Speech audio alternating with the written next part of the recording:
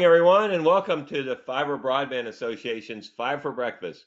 We're now in our 38th episode of 2024. But before I kick off, I'd like to thank Wesco, our platinum sponsor of Five for Breakfast. In Washington, D.C. this week, the main focus in the House and Senate is keeping the government funded.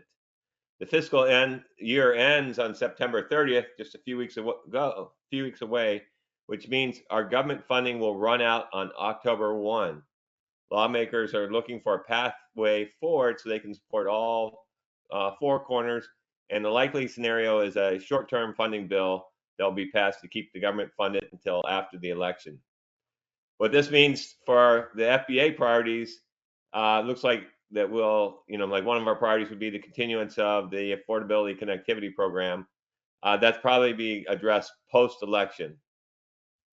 Also, the Farm Bill needs to be reauthorized, and so that's going to include funding for RUS and Reconnect programs. The good news in DC is that NTI is continuing to approve more state BEAD initial proposals. Idaho, North Dakota, and the American Samoas have joined the list, and we're up to 43 states and territories that have been approved, with 13 left to go. And last week, we held a regional Fiber Connect workshop in Iowa focused on precision agriculture, and it was definitely one of our best events yet. And so we'll be in Panama City, Panama, on October 1st and 2nd for our Latin America chapter. And then we'll be in Alberta, Calgary, Alberta on October 8th to hit the Canadian market. And then we'll be in Albuquerque on November 7th to talk about tribal broadband. So I hope you guys join us in some of those events. That brings us to today's Fiber Breakfast session. Our guest today is Robert Ghiz, the President and CEO of the Canadian Telecommunications Association, who's going to be discussing connecting North America above and below the 49th parallel. But before I formally introduce today's guest, I'd like to introduce David Norris from our team, who's going to walk us through some housekeeping items. Thank you very much, Gary, and thank you everybody for joining us today. We appreciate it. Before I go over a few logistics, we'd like to once again thank our platinum sponsor, Fiber for Breakfast, Wesco. Now, if everyone would please keep in mind, all participants are in listen-only mode today. To ask a question, please type it into the question box located within the control panel on the side of your screen. We will host a Q&A session with our panelists at the end of today's webinar. This presentation is also being recorded and will be available on FBA's website within 24 to 48 hours. You can find that under the Events tab in the Fiber for Breakfast drop-down option. And at the conclusion of today's presentation, you will be prompted for a brief feedback survey. Please take a moment to complete that survey. We really appreciate your input. And with that, I will pass things back over to Gary to once again introduce our panelists and get us started. Gary? Thanks, David, and good morning. I'm Gary Bolton, the President and CEO of the Fiber Broadband Association. Last week on Fiber for Breakfast, our guests were Mark Burrell and Frank Horn with the Indigenous Connectivity Institute discussed advancing digital equity among the Indigenous communities in Canada and the U.S. And they discussed how the Indigenous people in the North represent 5% of Canada's total population. And while 622 First Nation communities have fiber backbone in place, 126 communities are without fiber backbone, and 97 have no backbone at all. They described how challenging it is to get an operator to deploy broadband to a candidate 1,000 miles away from the next community with populations of 300. So if you missed last week's session, you can go to the Fiber Broadband Association's website and watch the replay. Today in Fiber for Breakfast, our guest is Robert Ghiz, the President and CEO of the Canadian Telecommunications Association, who's going to discuss connecting North America above and below the 49th parallel. As President and CEO of the Canadian Telecommunications Association, Robert provides leadership to an organization that's dedicated to building a better future for Canadians through connectivity. Robert served in this role since 2017, helping the association represent and promote companies and service providers that collectively contribute nearly $81 billion to Canada's GDP in 2023 alone. Canada today is home to some of the best performing and farthest reaching networks in the world. Robert and the Canadian Telecommunications Association team work to ensure continued advancement in the sector to further enhance the personal lives and economic opportunities of Canadians. Prior to joining the association, Robert had a successful career as a political leader. He was twice elected Premier of Prince Edward Island from 2007 to 2015, successfully stewarding the province economy through the 2008 global financial collapse and contributing to its record-setting economic growth following the recession. So welcome, Robert. And for our audience, please type in your questions as we go, and we'll work them into discussion. So with that, I'll turn things over to Robert.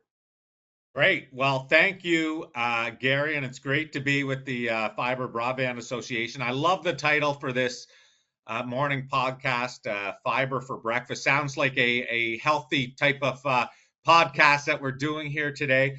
But listen, I think it's wonderful to be here. And you want to know what? We chatted a little bit before, and we really have the same vision. And our vision is, how do we connect more people and ensure that there's an equitable playing field when it comes to connectivity. And we know that there are still, across North America, but around the world, areas that are not connected.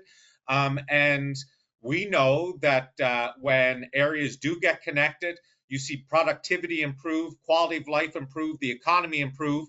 And it's our goal that we want to see every Canadian, within my role, but you want to see everybody in North America and around the world connected, because it will improve people's lives. So I just want to start off by, Gary, telling you a little bit about our association. So up until 2 years ago, we were around for about 30 years, but we were called the Canadian Wireless Telecommunications Association. We really only represented wireless companies in Canada. Now, most wireless companies in Canada all build broadband as well.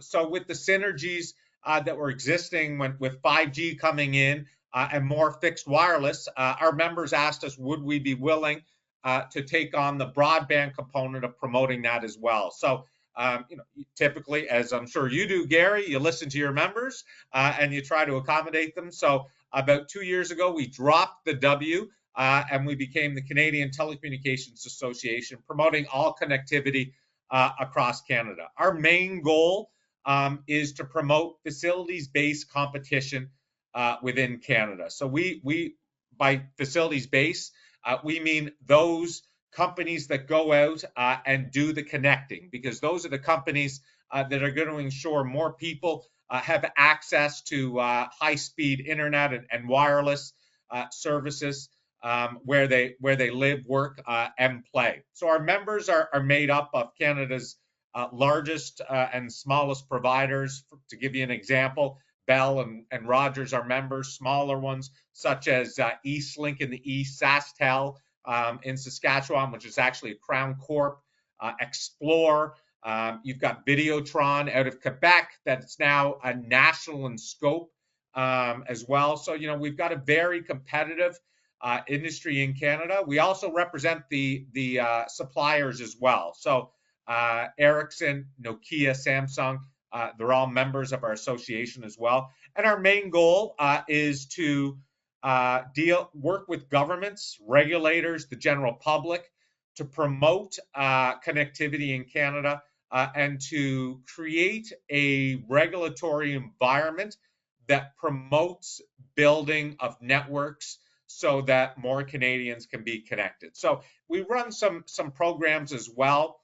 So something called the Mobile Giving Foundation, we run that. We're also the facilitator for short codes in Canada. We run something called Device Check.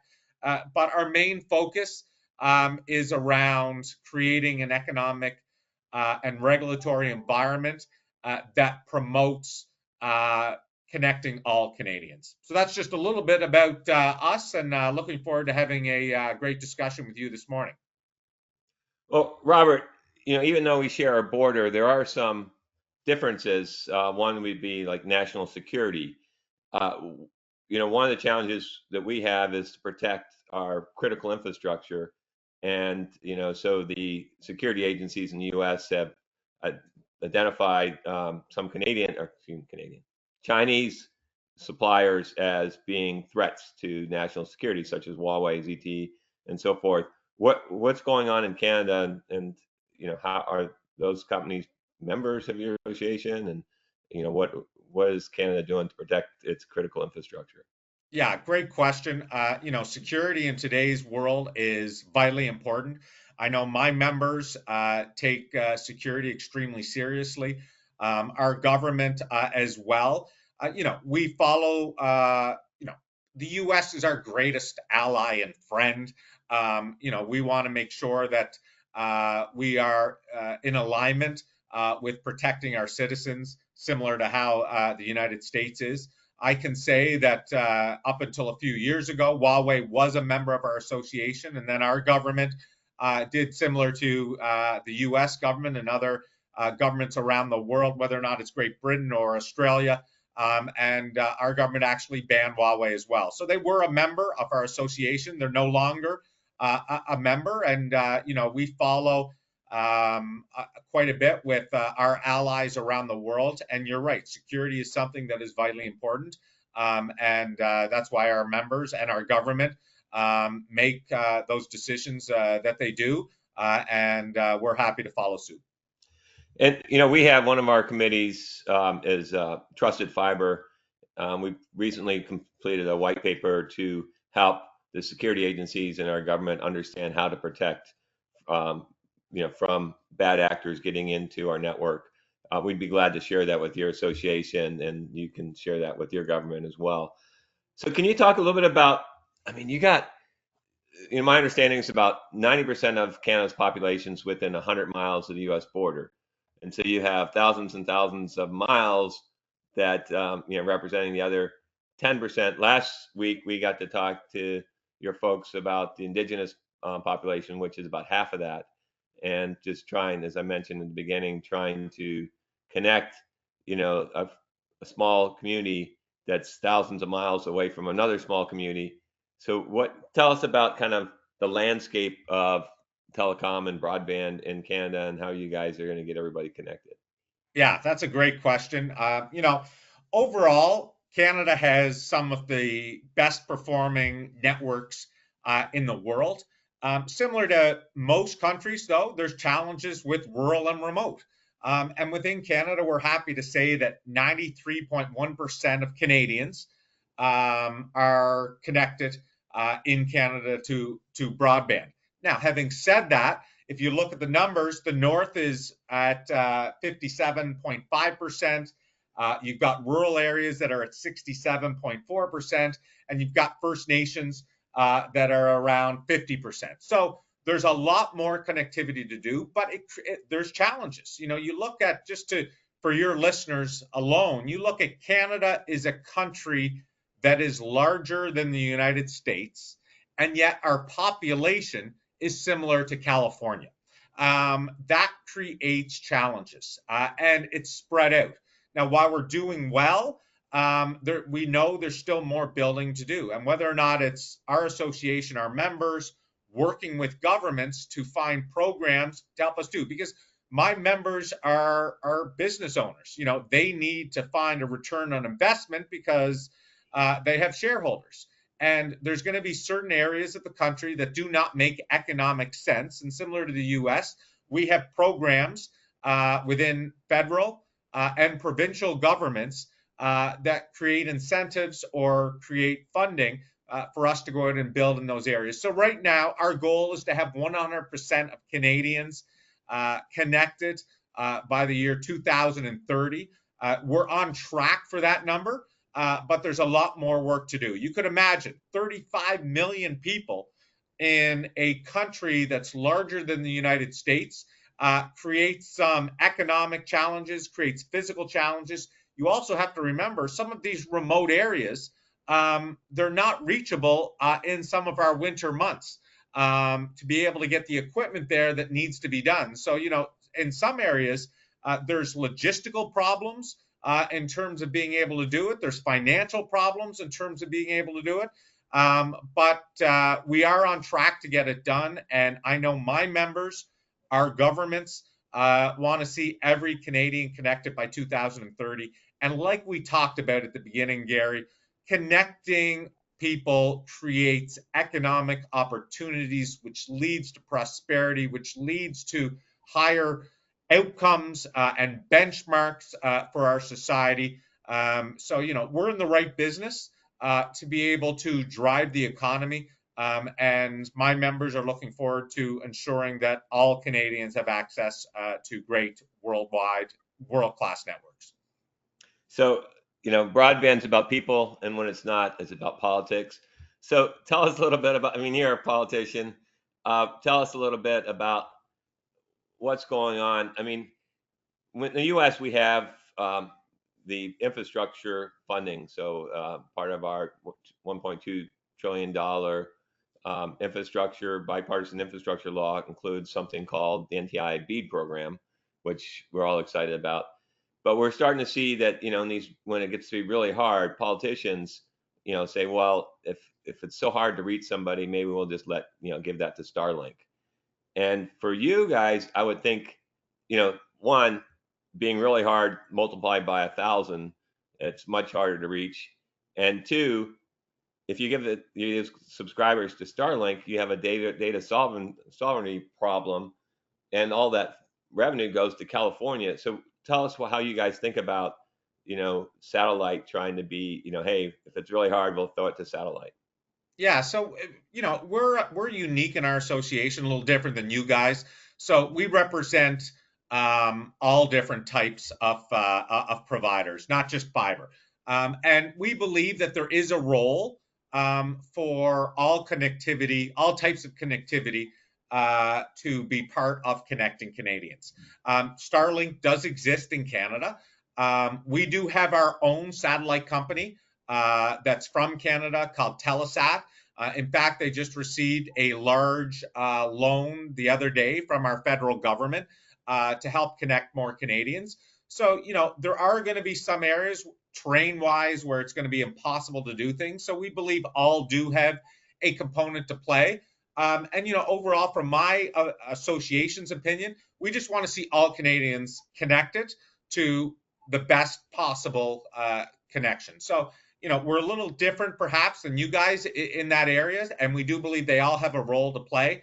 But we don't just have Starlink in Canada. We have something called Telesat as well. Great. So again, when you look at, you represent, these large providers that have been putting billions of dollars of CapEx investment to get broadband out.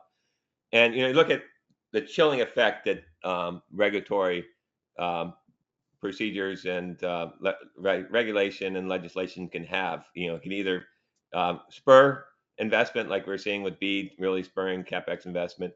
But the CRTC had put out a ruling that your large providers have to provide open access to their fiber investments. That seems like it's providing a huge chilling effect to the CapEx investment by Rogers and Bell and other big providers. Yeah, so you're right. The CRTC is our regulator in Canada. When it comes to issues like that, because I represent such a diverse background of members, some of them have different opinions on things. So some of my members are for that decision. Some of my members are against that decision. But if you look at CapEx in Canada, in 2023 alone, we invested about $11.4 billion in CapEx. Between 2010 and 2022, it's $147 billion. And in a report done by PwC, we've seen that Canada reinvests more of their revenue in CapEx than our peers in the US, Australia, and Europe. So, in terms of CapEx, we are making massive investments. But as we talked about before, Gary, the reason for that, well, part of the reason for that is because it costs a lot in Canada to connect Canadians based on our geographical challenges and our low population density. Yeah, I mean, what we're seeing in the U.S. is that the incumbent providers are doing a lot of public-private partnerships. It used to be a few years back that, it was kind of very competitive, and, you either had to do it the big incumbent way or no way. And we've seen that really flip to be, I say rising tide lifts all ships. And I think that providers see that by working together with other providers, providing wholesaling and providing dark fiber and other kinds of ways to help connect everybody is good for everybody. it's just challenging when you get things forced on you by a regulator. One of the questions that came in is is it possible to share some similarities on best practices, solutions, innovations, and budget figures for northern rural and isolated areas, similarities such as Alaska versus Yukon, Northwest Territories, and none of it? Yeah, so they're very similar. And in those areas, in Canada, we have different providers that are in those areas. But the part that I want to talk about, and it goes back to that we're dealing with private sector investment. And we're capitalists in North America, which is a good thing. And my members need to get a return on their investment. And where it does not make economic sense, that's where I believe governments have a role to play. So in Canada, we have something called the Build Canada Fund, similar to your infrastructure fund in the US, that different municipalities and regions of the country are able to apply for that. And then they partner with my members to go out and connect those areas. So I think in terms of those areas, that's really where we're seeing the lowest level of connectivity today. That's where that last bit of building needs to be done, and that's really where governments do have to step up to the plate and provide those incentives and in some cases, the funding to be able to connect those Canadians or Americans. And Robert, another question that's just come in is you talk about all kinds of connections for Canada, yet in annual reports in 2023, such as from Bell, Rogers, Ericsson, all warn in their annual reports about possible negative effects of health by wireless connections and how this might lead to litigation and changing government regulations. How do you guys, given your multi-stakeholder and multi-technology approach, how do you deal with that? And should you as your association, be focused on wired broadband to anticipate these warnings? No. So we follow facts and evidence-based research. And we have Health Canada that has done an enormous amount of research in this area.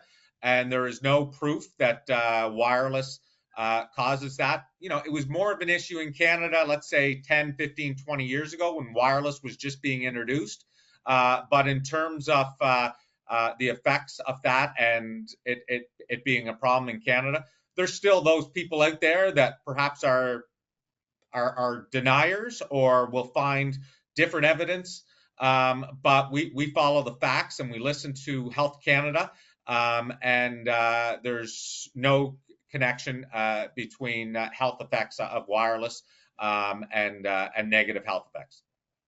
Well, certainly as we build out more fiber throughout both Canada and the U.S., that only makes our wireless networks that much better. As we all know, you try to get out of the air and into the ground is the first available point. And so if you can have fiber to your home, you can be able to jump on your wireless where there's Wi-Fi or very low level antennas or radios. So that helps everybody. So tell us a little more about funding. So I think it's awesome that you're going to get every Canadian connected by the end of the decade, and we hope to do the same here in the U.S. What you mentioned some funding, but how are we going to be able to? How much of this has to be private capex? How much, given especially your geographic challenges, how is that going to get done? Yeah, so great question. There's a lot of partnerships that are taking place right now across the country. And if you look at what my members are doing, they're partnering with federal governments, provincial governments, but also municipal governments as well, that are providing funds to help bridge the connectivity gap. So, all my members are doing different examples. If you look in British Columbia, there's been $90 million to help expand coverage to over 1,000 kilometers of highway, including 252 kilometers of Highway 16, which is known as the Highway of Tears. In Ontario, there's a municipality grouping that has found $300 million in funding to bridge that gap. In Quebec, there's examples of working with First Nations to be able to do that. In Nova Scotia, in Eastern, which is close to where I live, there's examples of where the province, the federal government, and municipalities are also partnering. So it's not just one level of government. It's going to take all levels of government to help bridge that gap. But, overall, once it gets done, it's going to be up to my members in the private sector to be able to deliver those services and to be able to find the opportunities to reinvest into the future. So, I call it a balance where it does not make economic sense. So, Robert, switch gears a little bit. You spent a large portion of your career helping develop the economy and everything in PEI. So, here, one of everybody's bucket list, beautiful island. Tell us about life at PEI and how, where you guys are on broadband connectivity and kind of how that can be a model for the rest of the country. Yeah, so Prince Edward Island's actually, we're very small. So just so people know, I call us the Rhode Island of Canada. We're 175,000 people. We're small in geographical area. Our three largest industries are all, pretty much agriculture, fisheries, and tourism. We do have aerospace and bioscience as well. But you want to know what? We are doing well in terms of connectivity, but it's easier to do in a small area. But government played a role in that, and government stepped up to the plate in different areas to be able to make sure that broadband was delivered throughout the province. There's still more connectivity to do. It's weird that within jurisdictions, those that have connectivity like to complain about prices, and those that don't have connectivity are waiting for the day when they can complain about paying for their broadband or their cellular service. It's a bit of a catch-22 because it's expensive to build. It's not cheap. But our province, or my home province, is doing well in terms of connectivity, but there's still more to do there. There's similar to tourist areas in the U.S., there's always somebody who's building a cottage down a new lane, or a new subdivision pops up somewhere in a rural or remote area that does not have connectivity. So, the ball is, the goal line's constantly moving, but that's a good thing because it means that more investment's going to have to be made and that the economy is continuing to grow. Well, Robert, such a pleasure to talk to you, and I really appreciate everything you've done throughout your career to really help people and help grow GDP in not only PEI but across Canada. And look forward to getting together with you in Calgary in October. So thank you for everything, and we look forward to really tightening our relationship from CTA and FBA. And I want to thank everybody for joining us. Look forward to getting back together next Wednesday. We're going to get together with permitting experts from NTIA, the Benton Institute, Champaign Farm Bureau, to discuss the permitting recommendations paper that we just released titled Permitting Success Strategies for ISPs and Local Governments. So you're not going to want to miss that. Thanks, everybody. We'll see you guys next Wednesday.